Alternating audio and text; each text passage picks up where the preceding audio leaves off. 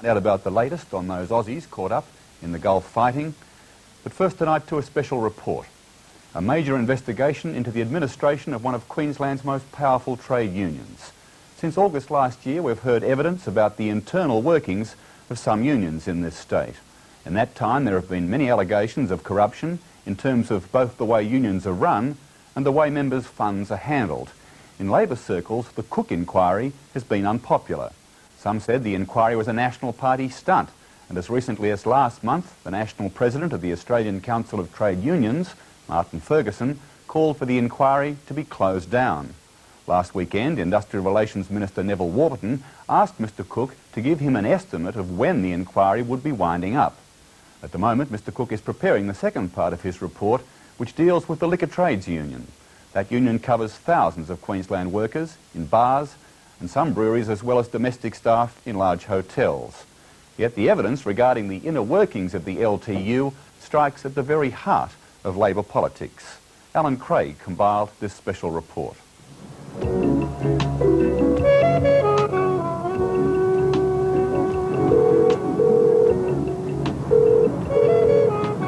Yeah, hello. Hello, Doug. Have you got that package ready for me? Yeah, it's at the admin office. Okay, thanks. I'll be in to get it shortly.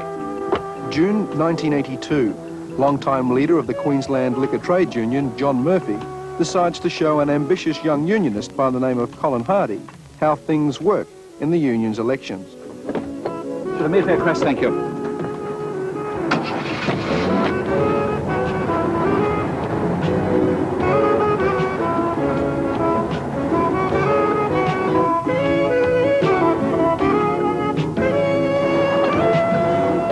Murphy had arranged to pick up a parcel from the administration desk of the Mayfair Crest Hotel.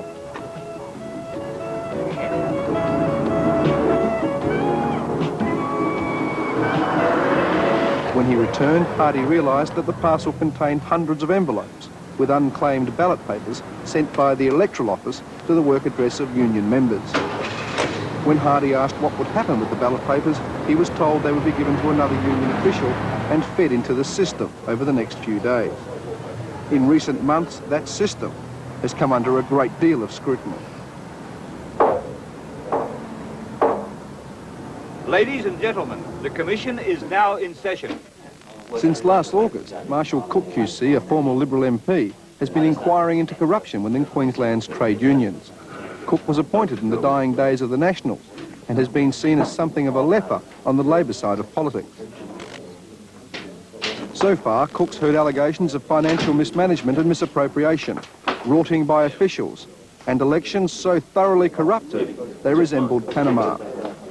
What has unfolded has been a fascinating drama, a rare insight into the inner workings of a powerful trade union, and indeed into the machinations of the Queensland Labor movement. Well, it fell within a very important spectrum of Labor Party politics because it combined with the socialist left of the Labor Party, it combined with the AWU to form an alliance, a very powerful alliance, which to this day endures and is in fact the power base upon which the current government, the Goss Labor government, in fact rests. How does a union like the LTU exert an influence over Labor Party and indeed government policy? Well, what they obviously do, they have a very big influence in the type of candidates that are put up for endorsement and eventually selected.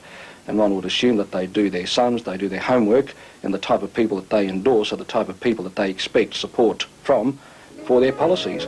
So that's a very basic way that a union like the LTU would have influence.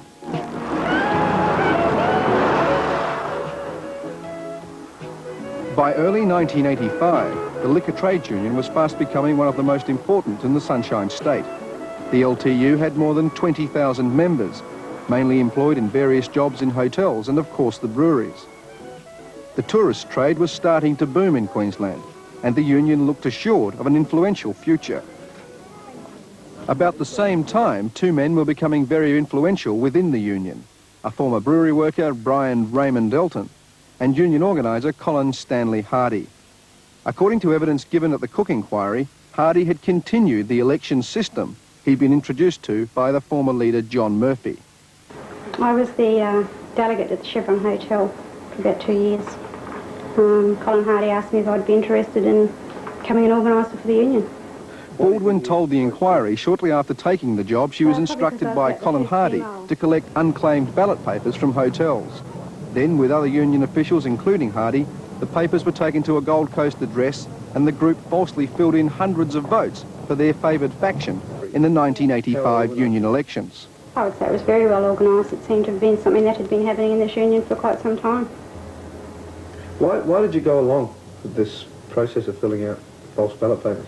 I was told that that it was something that happened in most unions. If you got caught, you got a slap on the wrist and a $20 fine, but don't worry about it because you could still be employed by the union as an appointed official. This evidence, given to the Commission by Baldwin, was confirmed by another union organiser, Tony Sheldon, who told the inquiry he was engaged in similar activity, only he took the ballot papers to the home of Brian Elton, where he helped Elton and Hardy to fill them in.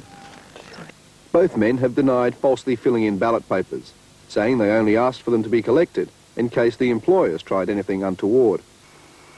The result of that election was to give Elton and Hardy effective control of the union. Elton used his power base, the breweries, to manoeuvre himself into the acting state secretary's position with Elton as his assistant. Brewery workers were the union's most militant, so the union changed allegiances within the Labor Party from the old guard to the more radical socialist left. There was a shift noticed in the industrial activity of the union too. This militancy may have scored points with brewery workers, but it served to turn off many members in the pubs, like Shirley Mellor.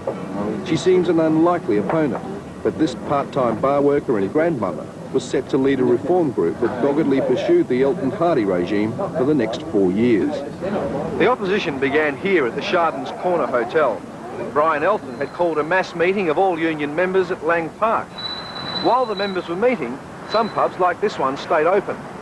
Elton threatened to blackban these hotels and branded their staff scabs. But this pub had been operated by the manager and his family. The usual bar staff had attended the meeting. So they demanded Elton come here and make an apology.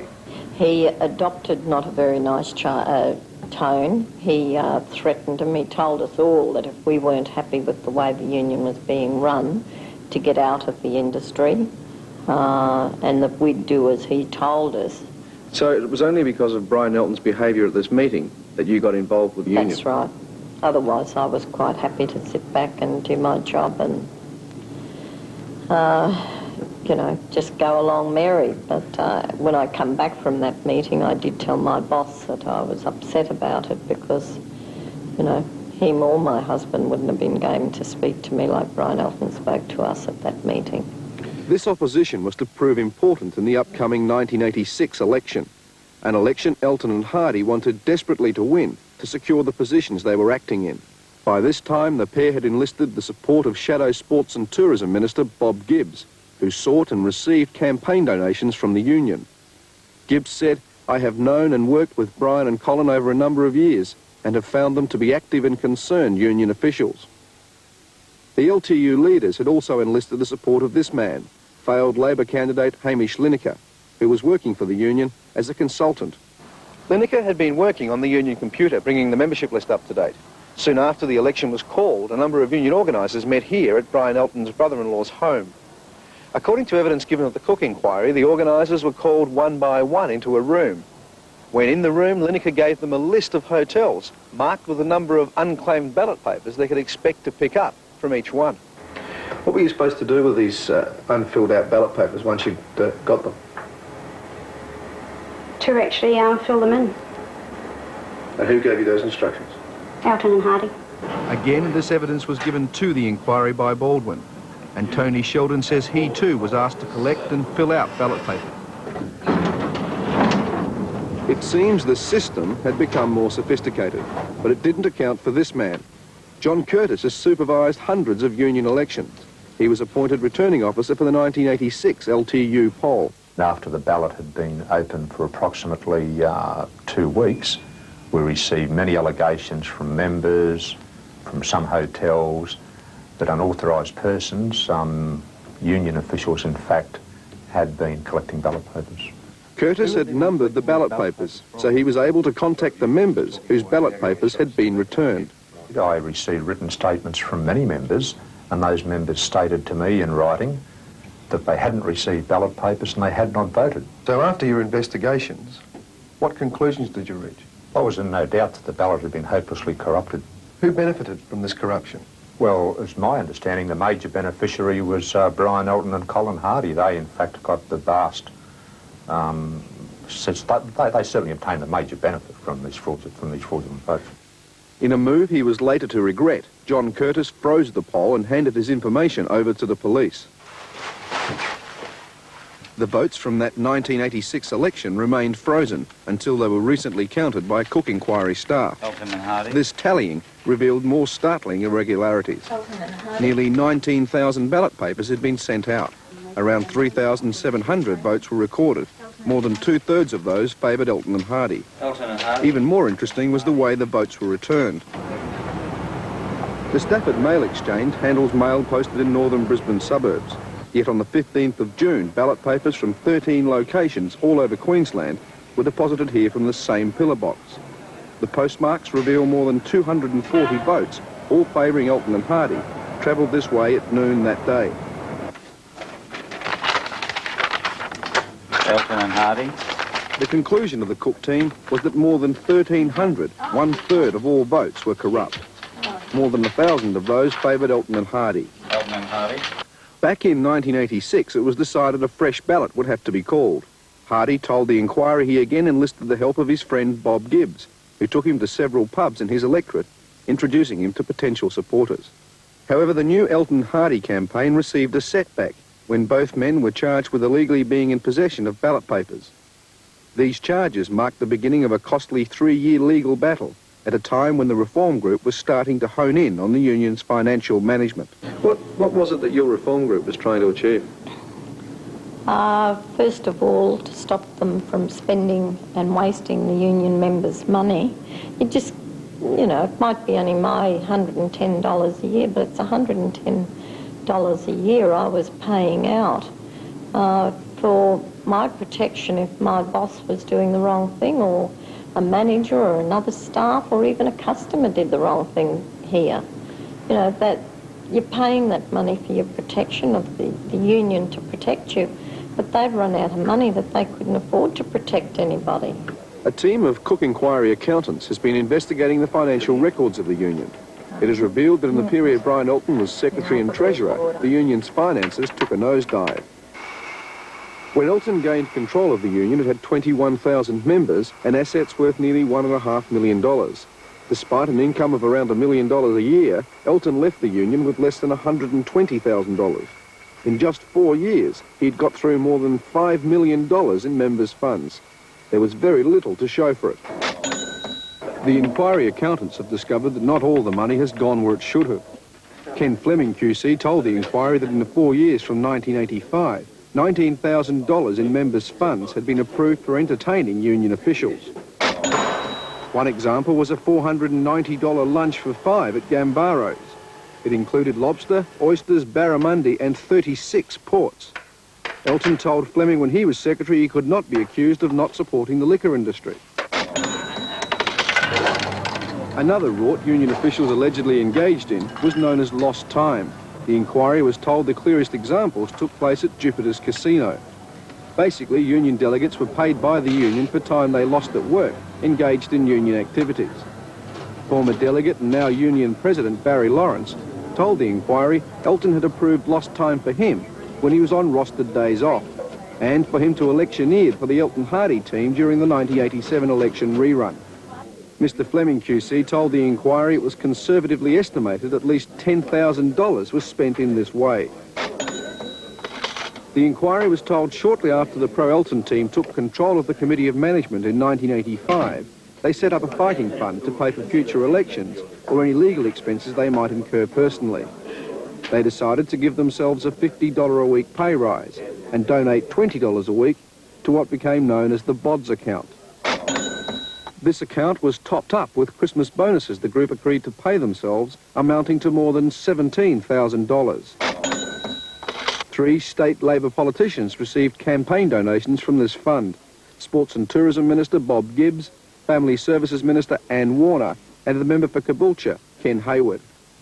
Much time at the Inquiry was spent dealing with the relationship between Brian Elton and this man, solicitor Tim Carberry. In the 4 years from 1985, the union paid Carberry almost $300,000. $50,000 of that came from the Bod's account. Carberry told the inquiry he received $27,000 in retainers from Elton, money kept by Carberry and not accounted for in terms of work done. Elton insists he only ever paid Carberry for work done. Ken Fleming QC asked Elton why he'd taken $11,000 from the union's general accounts in cash advances. Elton said he paid that too to Carberry. Carberry says he never received the money. Fleming told the inquiry more than $190,000 had either been used without authority or had gone missing under Elton's stewardship. Elton said he could not explain this without his diaries. Diaries, he said, had gone missing. Despite the flurry of legal activity, things weren't going too well for the pair at the helm of the LTU. Colin Hardy had been convicted in relation to ballot fraud and suspended from holding union office for 5 years. He was still working for the union. Elton and others in his team were still before the courts. John Curtis, the Electoral Commission returning officer, had been called to give evidence.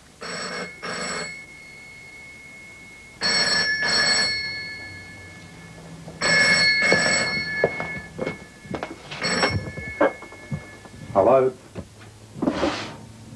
Hello? Curtis says he got between 120 and 140 anonymous phone calls. Hello? Then his house was broken into on 2 consecutive nights. Nothing of value was taken. Hello? Next, a fire apparently deliberately lit next to Curtis's home. It was a terribly fierce fire. You can see from these trees, here and here. Yeah. It just devastated all this area here. It was totally burnt out. And then also in that gully there, and it continued on down the back. Sort of thing must make you pretty scared for your family? Well, it was a very harrowing experience, not only for myself, but especially for my family. Certainly something I never want to go through again. And who did you think was responsible for these actions? Well, all I can say is I'll simply repeat what I said in giving evidence to the Cook inquiry, and that is that I believe people acting for Elton and Hardy were those responsible. By now it was 1989 and there was yet another election looming. Elton, now worried about finances, tried to get 2 of his team in Sandy Baldwin and Barry Lawrence to accept redundancies. They responded by joining the successful Mellor team. It was revealed at the Cook inquiry that this team was funded by the right-wing National Civic Council. It's now election time again in the Liquor Trades Union. And since the funding by the NCC has become public, Mellor has been sacked from the union. Barry Lawrence is acting secretary of the union and is seeking election to that position. Lawrence admitted to pocketing commissions from membership payments at the Cook inquiry and refused to be interviewed by the 7:30 report.